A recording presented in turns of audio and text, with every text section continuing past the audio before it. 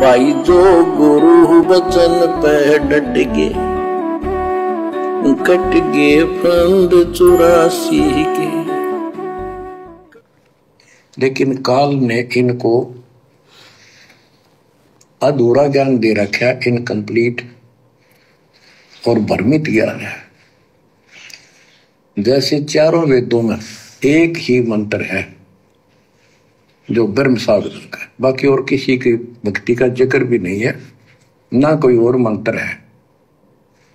यजुर्वेद अध्याय नंबर 40 श्लोक 15 में ओम कर्तु समर कल्वे समर कर्तुम समर, उसमें लिखा है ओम नाम का जाप काम करते करते विशेष कसक के साथ और अपने जीवन का मूल कार्य कर्तु काम समझकर करो।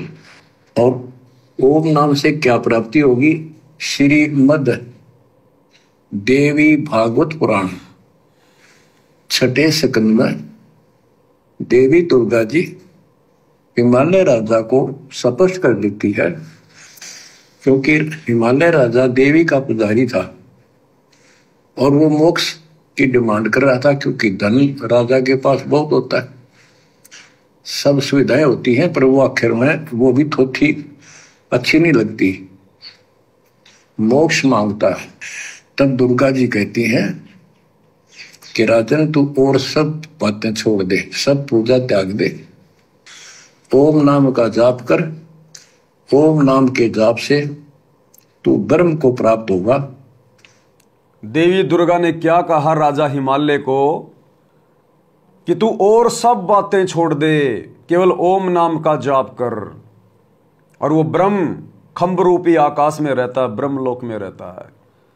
और सब बातें छोड़ दे, भक्ति मार्ग में और सब बातें छोड़ने का मतलब है कि मैं जो तुझे बता रही हूं कि केवल एक ओम नाम का जाप कर, उस ब्रह्म का ध्यान कर, इसके अलावा तूने भक्ति मार्ग में इष्ट रूप में और किसी की पूजा नहीं करनी। और तू जितने भी धार्मिक फालतू के यज्ञ हवन करता है, पूजा पाठ करता है, जिस भी देवी देवता को पूजता है, और सब छोड़ दे। इसको कहते हैं पतिव्रता पद पर रह के भक्ति करना। तब जाकर तुझे वो ब्रह्म मिलेगा, वो काल प्राप्त होगा। यानी अगर काल की भक्ति भी किसी ने करनी है, जन्म मरण में रहना है, तो भी पतिव्रता पद पर रहकर ही भक्ति करनी पड़ेगी। अरे किसी का पति चाहे भिखारी हो या किसी का पति चाहे राजा हो, अगर अपने पति को प्रसन्न करना है तो उस पत्नी ने पतिव्रता पद पर रहना होगा। अपने पति के अलावा शौपन में भी काम वासना की पूर्ति के लिए अन्य व्यक्ति को उसने नहीं देखना होगा, तब उसका पति प्रसन्न होगा, वो चाहे रंक है चाहे राजा है। तो भक्ति चाहे देवी देवताओं की करो, चाहे ब्रह्म की करो, या चाहे सतगुरु की करो, यानी भक्ति चाहे 3 लोक की करो चाहे सतलोक की करो, हमने अपने इष्ट के प्रति पतिव्रता पद पर आना होगा। सबसे पहले अपना इष्ट पहचानना होगा, अपना पति पहचानना होगा। जब बारात लेकर एक व्यक्ति ससुराल जाता है तो उसके साथ में हजारों की संख्या में, सैकड़ों की संख्या में लोग जाते हैं बाराती बनके, लेकिन वो लड़की, उसका ध्यान, उसकी सुरती केवल अपने एक पति पर टिकी रहती है, अपने पति पर। अन्य उसके रिश्तेदार भी जाते हैं, गांव के भी जाते हैं, उसके यार दोस्त भी जाते हैं, लेकिन उसका ध्यान केवल अपने पति में रहता है।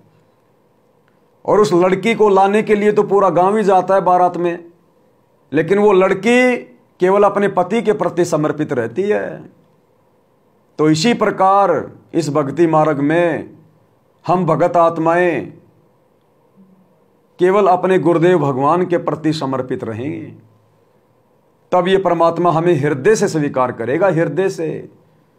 अन्यथा लोकलाज में आकर जिसकी पत्नी उल्टे काम करती है, जिसकी पत्नी गैर पुरुष से संपर्क रखती है, और यदि उसके पति को पता चल जाए, हो सकता है उसका पति समाज की लोकलाज के डर से कि यार समाज में मेरी बेइज्जती हो जाएगी, हो सकता उसको अपने घर में रख ले, घर से बाहर ना निकाले, लेकिन उसे पत्नी रूप में स्वीकार नहीं करेगा, उसे वो प्रेम नहीं देगा जो एक पति ने अपनी पत्नी को देना चाहिए। तो हम भक्ति भी कर रहे हैं और बीच बीच में गफलत भी कर रहे हैं, गुरुजी के अलावा किसी और में परमात्मा देख रहे हैं, वो दाढ़ी मूंछ वाली कबीर जी की समझे जाने वाली नकली फोटो में परमात्मा देख रहे हैं। जून के महीने में हम उसका भगवान मानकर, इष्ट मानकर, अपना पति मानकर कबीर प्रकट दिवस मना रहे हैं। हम घर पर दादा गुरुजी की फोटो रख लेते हैं, दरबार में गरीबदास जी की रखते हैं, चिदानंद जी की रखते हैं, सबके आगे दंडोत करते हैं, सबको अपना पति मान रहे हैं। तो ये सतगुरु रामपाल जी भगवान आपको भक्ति से हटाएगा नहीं। भले आप जी पतिव्रता पद पर रह के भक्ति नहीं कर रहे, आप अपने गुरु के अलावा औरों को भी परमात्मा मान रहे हैं, औरों को भी दंडवत कर रहे हैं। अपने गुरु की फोटो के अलावा दरबार में और भी फोटोएं लगा रखी हैं, अपने गले के लोकेट में गुरु के अलावा और भी दाढ़ी मूंछ वाले की फोटो लगा रखी है। तो ये परमात्मा आपको भक्ति से हटाएगा नहीं, आपको मारेगा नहीं, पीटेगा नहीं, लेकिन ये आपको दिल से स्वीकार नहीं करेगा। ये दिल से तो स्वीकार उसी समय करेगा जब ये हमारे आचार विचार व्यवहार से भली भांति परिचित हो जाएगा, क्योंकि ये अंतर्यामी है। भले हमने अपने घर से फोटो निकाल दी, सारे काम कर दिए, और यदि दिल से अपने गुरुजी को भगवान नहीं माना, अपना इष्ट नहीं माना, कहीं न कहीं हमारी आस्था उस गरीब दास में, उसके बोध दिवस मनाने में, उस दाढ़ी मूंछ वाले कबीर में, जून में उसका प्रकट दिवस मनाने में, अगर कहीं भी हमारी आस्था रही जरा सी भी 1% अंश मात्र, तो इस परमात्मा से तो कुछ भी छुपा नहीं हुआ है, तो मन की सोच को जानता है। उस समय भी ये गुरु हमें हृदय से स्वीकार नहीं करेगा। और कहते हैं जब तक हम अपने गुरुजी के दिल में नहीं बैठेंगे, उनकी पूर्ण मेहर प्राप्त करके, तब तक भाई और बहनों भक्ति पे स्वीकार नहीं किए जाएंगे अपने गुरु। जो गुरु बचन पे डट के कट गे फंद 84 के, कट गे फंद 84 के, कट गे फंद 84 के।